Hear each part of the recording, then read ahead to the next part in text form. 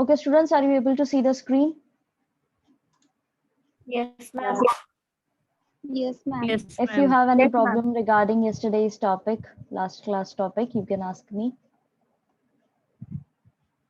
No, ma'am, no problem. Okay. हमने ये वाला पैराग्राफ बीच में आधा ही पढ़ा था. Wait a minute, students. Okay. Impoverishing वाली बात मैंने आपको बता दी थी कि किस तरीके से यहाँ पर जिनके पास रिसोर्सेज हैं एजुकेशन, हेल्थ, सैनिटेशन के नहीं मिलेंगे, अगर सरकार उन्हें वो नहीं देगी तो वो पूरी तरीके से गरीब के गरीब ही रह जाएंगे, वो आगे नहीं बढ़ पाएंगे. ठीक है. इसके साथ ही मैंने आपको ये भी बता दिया था, they have emphasized the need to ensure institutional safeguards are creating social safety nets to minimize the negative effects of the globalization on those who are economically weak. नहीं, हमने ये नहीं पढ़ी थी ये लाइन, ये नई लाइन है और इम्पोर्टेंट है. यहाँ पे उन्होंने जोर दिया है उन चीजों पर कि उन लोगों को प्रॉपर सेफ्टी प्रोवाइड कराई जाए. किसके टाइटल के अंडर? सोशल सेफ्टी नेट्स की तरह उन्हें बोला जाए, जहां पर ये ग्लोबलाइजेशन के नेगेटिव इफेक्ट्स जो हैं वो कम करे जाएं. ठीक है. जो इकोनॉमिकली वीक लोग हैं उनके ऊपर इस तरह का नेगेटिव इफेक्ट ना पड़े, उसके लिए उन्होंने सोशल सेफ्टी नेट्स करके चीज उन्होंने शुरू करी है, इंस्टीट्यूशनल सेफगार्ड्स किए हैं. Many movements all over the world feel that safety nets are insufficient or unworkable. अब वर्ल्ड के अंदर कई सारे मूवमेंट्स जो हैं वो चालू किए जाते हैं, इस चीज को जोर देते हुए कहे जाते हैं या स्टार्ट किए जाते हैं कि भाई ये जितने भी सेफ्टी नेट्स हम लोगों ने लगाए हैं, ठीक है, वो पूरी तरीके से नहीं काम कर रहे हैं या फिर वो इनसफिशिएंट अमाउंट में हैं.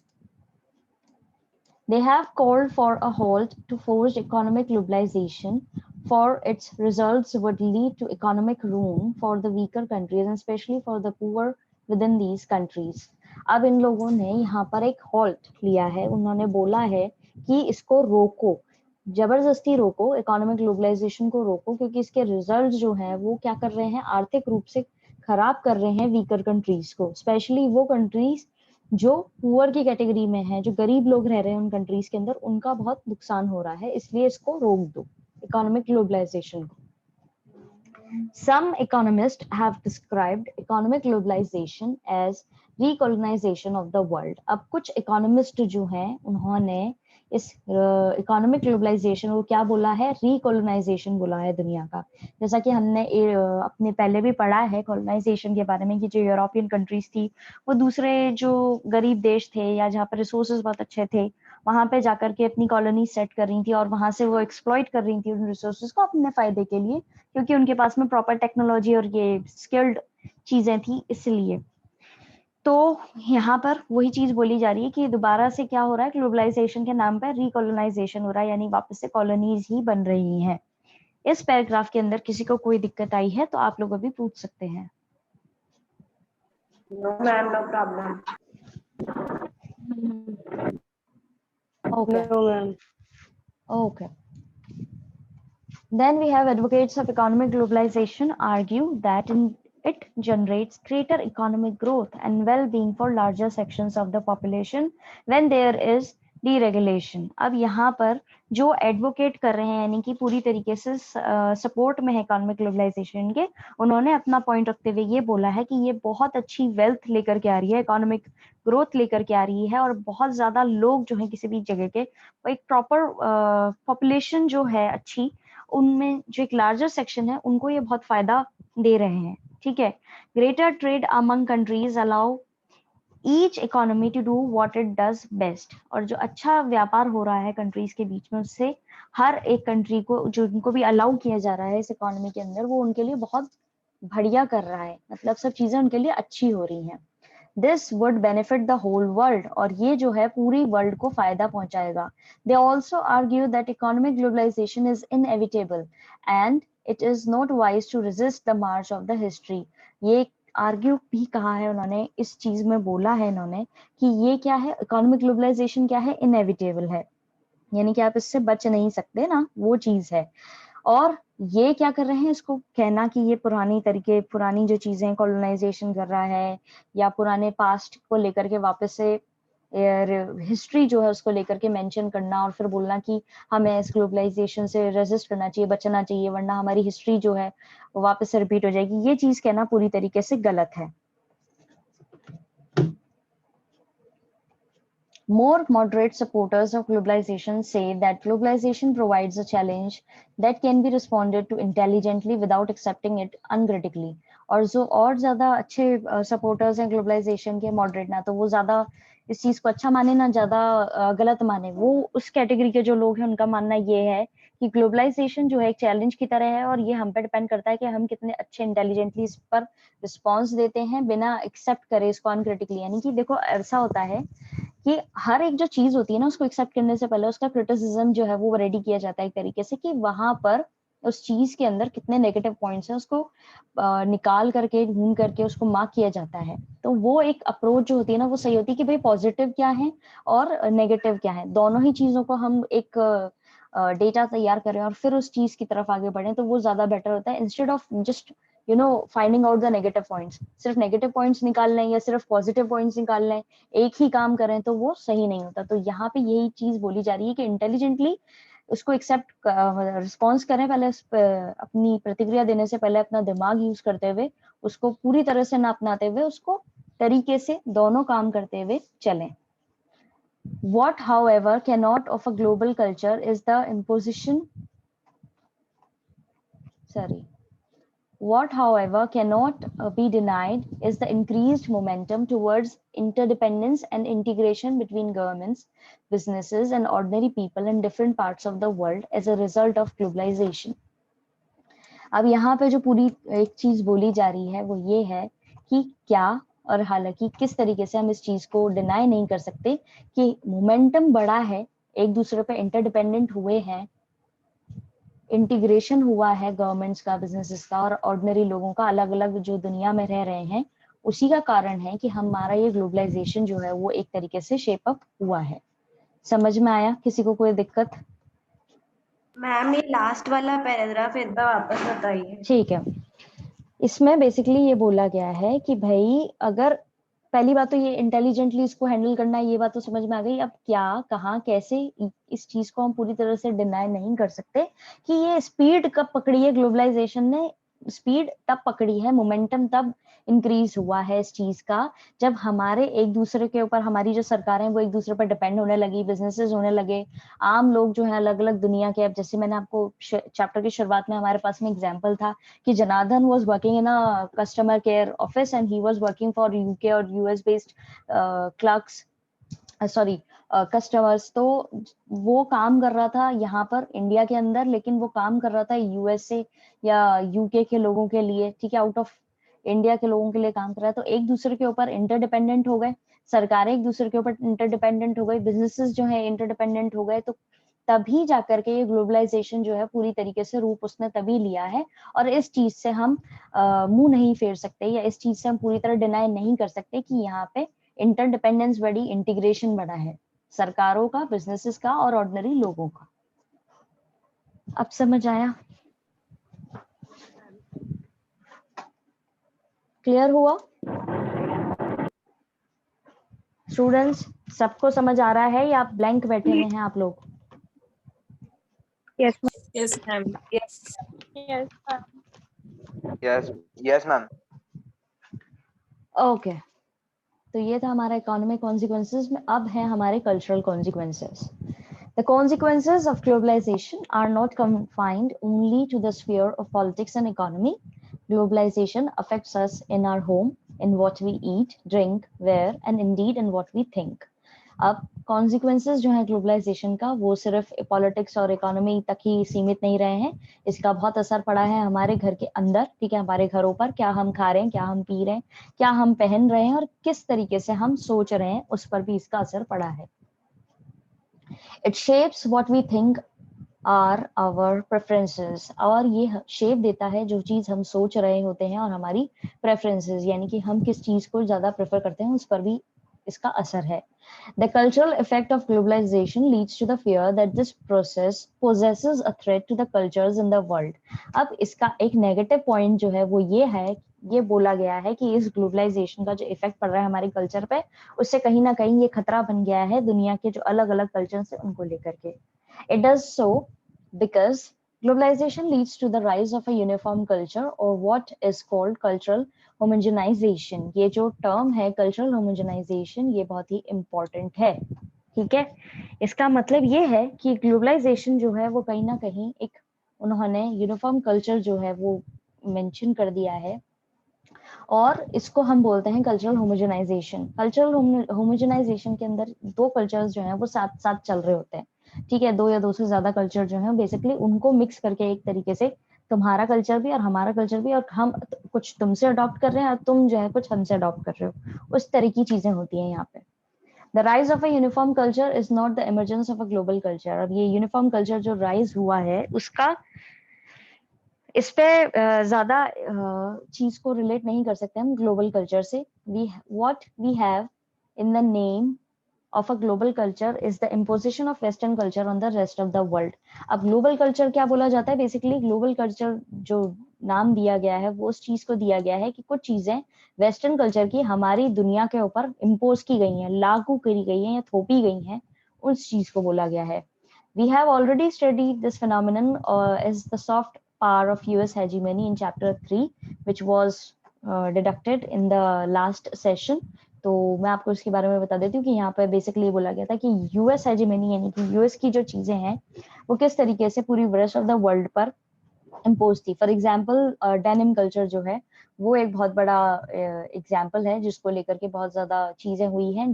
बर्गर और ब्लू जीन्स जो है पॉपुलैरिटी उसको गेन हुई, यानी कि उसको बहुत ज्यादा आज के जमाने में अगर आप देखें तो हर कोई जो है वो आपको डेनिम के अंदर, ब्लू जीन्स के अंदर दिख जाएगा बहुत इजीली। ये इनका ही कल्चर है जो पूरा ऑल ओवर वर्ल्ड पर एक तरीके से फैल चुका है, सब लोग आजकल आपको दिख ही जाएंगे। साथ ही साथ बर्गर जो है वो भी बहुत पॉपुलर, इनका एक तरीके से जंक फूड है जो ऑल ओवर वर्ल्ड में आपको कहीं पे भी अवेलेबल हो जाएगा इजीली, और लोग बाग जो है उसको प्रेफर भी करते हैं। तो ये एक तरीके से इनका एक असर है जो पूरे ऑल ओवर वर्ल्ड पर पड़ा हुआ है। समझ आया? किसी को कोई दिक्कत? Ma'am. No, ma'am. ठीक है।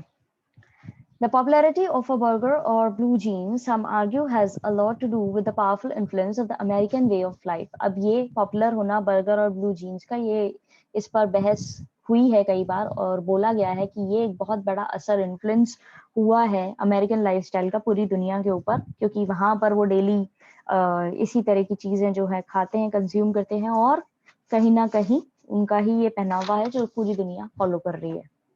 Thus, the culture of the politically and economically dominant society leaves its imprint on a less powerful society, and the world begins to look more like the dominant power wishes it to be।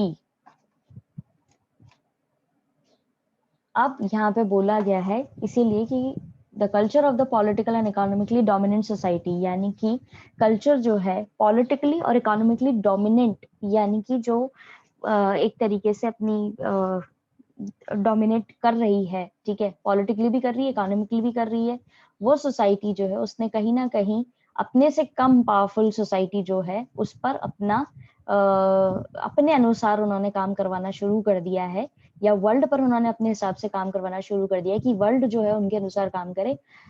यानी कि जैसे USA जो है वो काफी अच्छा established और developed nation के तौर पे देखा जाता है, तो कहीं ना कहीं उसकी जो इच्छा के अनुसार है वो कहीं ना कहीं वर्ल्ड में चीजें हो रही हैं, जो वो जैसा वो चाहता है वैसा वो हो रही हैं वहां पे। Those who make this argument often draw attention to the McDonaldization of the world, with culture seeking to buy into the dominant American dream। अब जो इस चीज को बोल रहे हैं ऊपर, जो मैंने भी आपको कल्चर वाली बात बोली है कि जो डेवलप्ड नेशन है वो कहीं ना कहीं अपने असर जो है दुनिया पे इस तरह छोड़ रहा है कि जिस तरीके से वो दुनिया को देखना चाहता है, ठीक है। पॉलिटिकली इकोनॉमिकली तो है ही, साथ में कल्चरली भी कैसे कर रहा है वो, उसका एक एग्जाम्पल दिया है नीचे, जो अक्सर ये पॉइंट बोलते हैं कि कैसे डेवलप्ड नेशंस कम डेवलप्ड नेशंस या डेवलपिंग नेशंस पर अपना असर छोड़ रहे होते हैं। वो इस पॉइंट को उठाते हैं मैकडॉनलाइजेशन, यानी कि अब मैकडोनल्ड्स जो है वो एक अमेरिकन ब्रांड है, तो कहीं ना कहीं वो आपको चीज देखने को मिल जाएगी ऑल ओवर वर्ल्ड में। वो अधिकतर इस चीज का ध्यान खींचने की कोशिश करते हैं अपना पॉइंट रखते हुए कि दुनिया के अंदर मैकडोनलाइजेशन हो गया है, यानी कि मैकडोनल्ड्स की फ्रेंचाइजी जो है वो दुनिया भर में फैल गई है, जो कि अपने आप में एक अमेरिकन ड्रीम है। ठीक है, डोमिनेंट अमेरिकन ड्रीम है। क्यों? क्योंकि अमेरिकन का मानना ये था उस समय में, मतलब किसी का भी ये बेसिक वो होता है कि मेरी जो फ्रेंचाइजी है वो ऑल ओवर वर्ल्ड में शुरू हो जाए और दुनिया में अलग अलग लोगों तक पहुंचे। और कहीं ना कहीं इस चीज को उन्होंने इस तरीके से यूज किया है कि ये सपना तो उनका था, लेकिन ये सपना जो है उन्होंने अपनी पूरी दुनिया में फैला दिया है और इसका फायदा वो उठा रहे हैं। और क्योंकि वो दुनिया को अपने तरीके से देखना चाहते थे, इसीलिए उन्होंने इस चीज को कहीं ना कहीं आगे बढ़ाया है। यहाँ पे ये बेसिक बोला जा रहा है, this is dangerous not only for the poor countries but for the whole of humanity, for it leads to the shrinking of the rich cultural heritage of the entire globe। अब यहाँ पे इन्होंने चेताते हुए बोला है कि ये बहुत खतरनाक है, सिर्फ उन्हीं कंट्रीज के लिए नहीं जो गरीब हैं, बल्कि पूरी ह्यूमैनिटी के लिए काफी खतरनाक है, क्योंकि ये हमारा जो रिच कल्चर है उसको कहीं ना कहीं सिकोड़ता जा रहा है, श्रिंक करता हुआ जा रहा है पूरे ग्लोब के ऊपर। पूरा एंटायर ग्लोबली अगर देखा जाए तो सब लोग अगर ये मैकडोनल्ड्स जाकर के या जितने भी अमेरिकन ब्रांड्स हैं या उनके कल्चर को अपना लेंगे, तो उनका जो खुद का कल्चर है, ओरिजिनल जो उनका ट्रेडिशन है, जो कल्चर है, वो तो खत्म ही हो जाएगा धीरे धीरे। Generation to generation pass on होने वाली चीज जो है वो धीरे धीरे कम होती जाएगी और वो पूरी तरह से विलुप्त हो जाएगी। तो फिर ये खतरा है हेरिटेज को लेकर के, रिच कल्चरल हेरिटेज को लेकर के जो ये बहुत बड़ा खतरा है, वही चीज यहाँ पे बोली गई है। किसी को कोई दिक्कत इस पैराग्राफ के अंदर, इस टॉपिक के अंदर अभी तक, तो आप लोग पूछ सकते हैं। No ma'am. No ma'am. No ma'am. No ma'am. Okay, हाँ मानसी बोलो, आवाज तुम्हारी धीरे आ रही है बहुत। मैम वो बोला ही नहीं जा रहा है। क्या हो गया? What happened? वॉलमार्ट जो आपने बताया था वो हाँ। वाला एग्जाम्पल भी तो हो सकता है ना? हाँ बिल्कुल, वो भी हो सकता है, बट वो रिटेलर्स की जो चीजें हैं ना, वो इकोनॉमिकली देखा जाए ना, वो उसका एग्जाम्पल है। और यहाँ पर इनके कल्चरल कॉन्सिक्वेंसेस के अंदर हमें ये वाला एग्जाम्पल देना है कि अगर हम, जैसे हमारे यहाँ पे इंडिया के अंदर अलग अलग जगह पर अलग अलग तरह का खाना जो है वो खाया जाता है, अलग अलग कुजीन जो है वो लोग फॉलो करते हैं। साउथ इंडियंस अलग चीज खाते हैं, नॉर्थ इंडियंस अलग खाते हैं। तो उस तरीके से अगर यहाँ पे एक ही कल्चर जो है वो लागू हो जाएगा या सब लोग उसी को अडॉप्ट कर लेंगे, जो कि हमारे देश का भी नहीं है, तो हमारा जो खुद का कल्चर है वो कहीं ना कहीं विलुप्त हो जाएगा, खत्म हो जाएगा। उस चीज को देखते हुए यहाँ पे मैकडोनल्ड्स का एग्जाम्पल दिया है। और वॉलमार्ट वाला जो है वो इकोनॉमिक कॉन्सिक्वेंसेस के अंदर आता है कि हमारा देश जो है वो गरीब हो सकता है, हमारे देश के जो रिटेलर्स हैं उनको, उनकी दुकानें बंद हो सकती हैं, वो उस तरीके से। वहां पे कल्चर का वो इफेक्ट नहीं है। ठीक है, मैम थैंक यू। ओके बेटा, वेलकम। अब है, at the same time it would be a mistake to assume that cultural consequences of globalization are only negative। आप उसी तरीके से सिंपली ये मान के बैठ जाना कि कल्चरल कॉन्सिक्वेंसेज जो है ग्लोबलाइजेशन के वो पूरी तरह से नेगेटिव है, तो ये चीज भी सही नहीं है। Cultures are not static things, cultures जो है वो स्टैटिक थिंग्स नहीं होते, स्टेबल थिंग्स नहीं है। ठीक है, all cultures accept outside influences all the time, सारे कल्चर्स जो है वो बाहर से जो इन्फ्लुएंस आता है उसको हर समय जो है वो एक्सेप्ट करते हुए आए हैं। Some external influences are negative because they reduce our choices। कुछ external influences जो है वो negative होते हैं क्योंकि वो हमारी choices को कम कर देते हैं। But sometimes external influences simply enlarge our choices and sometimes they modify our culture without overwhelming the traditional। लेकिन कुछ बार जो external influences होते हैं वो हम simply हमारी choices की list जो है वो बढ़ा देते हैं और modify करते हैं हमारे culture को, बिना उसको पूरी तरह overwhelm या पूरी तरह उसको dominate करते हुए। The burger is not substitute for a masala dosa and therefore does not pose any real challenge। अब बर्गर जो है वो कोई सब्स्टिट्यूट नहीं है मसाला डोसा का, इसीलिए वो उसके लिए कोई खतरा नहीं है। It is simply added on to our food choices। Simply burger जो है वो लिस्ट बढ़ा रहा है हमारी फूड चॉइसेस की। Blue jeans on the other hand can go well with a homespun khadi kurta. उसी तरफ दूसरी तरफ देखा जाए ब्लू जीन्स का, तो ब्लू जीन्स जो है वो हमारे खादी कुर्ता के साथ में बहुत ही अच्छा लगती है। ठीक है, here the outcome of outside influence is a new combination that is unique, a khadi kurta worn over jeans। इसीलिए यहाँ पे जो ग्लोबलाइजेशन का एक ये इम्पैक्ट देखा गया है कल्चर का जो अलग इम्पैक्ट देखा गया है उसमें ये एक बेसिक पॉइंट बोला गया है कि यहाँ पे जो बाहर से हमारे ऊपर असर पड़ रहा है उससे हमें एक नया कॉम्बिनेशन मिला जो अपने आप में ही यूनिक है कि हम खादी कुर्ता जो है वो आसानी से जीन्स के ऊपर पहन सकते हैं, या जीन्स पहनने वाले जो वहां के लोग हैं वो भी खादी कुर्ता को एक तरीके से उसके ऊपर पहन रहे हैं, तो वो उनके एक उस पर भी असर डाल ही रहा है और ये एक अच्छा रिजल्ट निकल के आया है। Interestingly, this clothing combination has been exported back to the country that gave us blue jeans so that it is possible to see young Americans wearing a kurta and jeans. इसी तरीके से यहाँ पर मैंने जो भी आपको बोली चीज कि भाई वहाँ ये कॉम्बिनेशन वहाँ पे भी ये फॉलो कर रहा है, लोग बाग ब्लू जीन्स के ऊपर जो है कुर्ता पहन रहे हैं और यंग अमेरिकन बेसिकली ये चीज कर रहे हैं, जैसे कि हमारे यहाँ के लोग जो है जीन्स पहन रहे हैं तो वहाँ के लोग कुर्ता पहन रहे हैं। समझ में आया? किसी को कोई दिक्कत? No, ma'am. Okay. It's clear. No. While cultural homogenization is an aspect of globalization, the same process also generates precisely the opposite effect. जैसे कि cultural homogenization जो है वो एक हिस्सा है globalization का, उसी तरीके से बाकी चीजें भी जो है इसका opposite effect भी पड़ता है।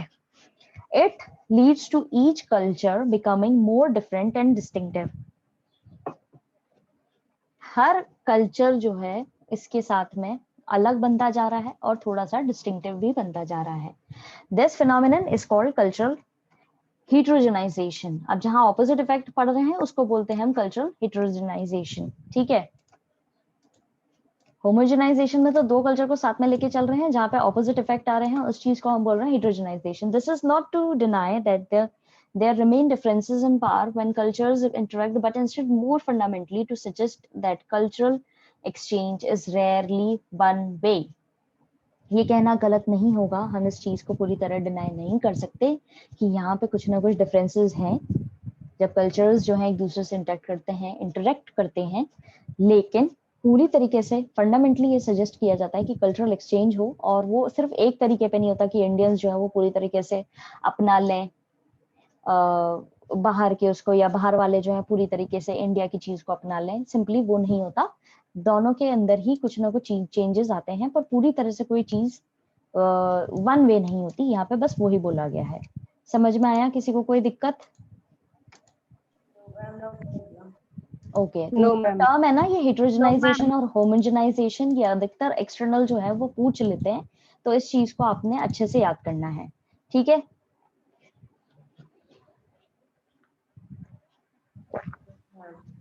ओके। इसके एक पेपर के ऊपर लेकर के दोनों को ही एक आप लिखना ऊपर कल्चरल कॉन्सिक्वेंसेस और हेटेरोजेनाइजेशन और होमोजेनाइजेशन वाली टर्म लिखेंगे और दोनों की प्रॉपर डेफिनेशन लिखेंगे, सर्च आउट करेंगे, रिसर्च करेंगे अपने हिसाब से और फिर उसको लिखेंगे और इसका एक ना एक एग्जाम्पल जो है वो देंगे। जैसे कि यहाँ पे आपको खादी कुर्ता वाला एग्जाम्पल दिया हुआ है, उसको कैसे यूज कर सकते हो वो देखोगे और अपने खुद से ये अपने एफर्ट्स लगा के करोगे। ठीक है, जब भी स्कूल खुलेंगे तो मैं आप लोगों की कॉपीज के अंदर ये चेक करूंगी। क्लियर है? Yes, ma'am. Yes, ma'am. So we are running Yes, out of ma'am. time, so that's it for today. I'm going to send you a link for your another class.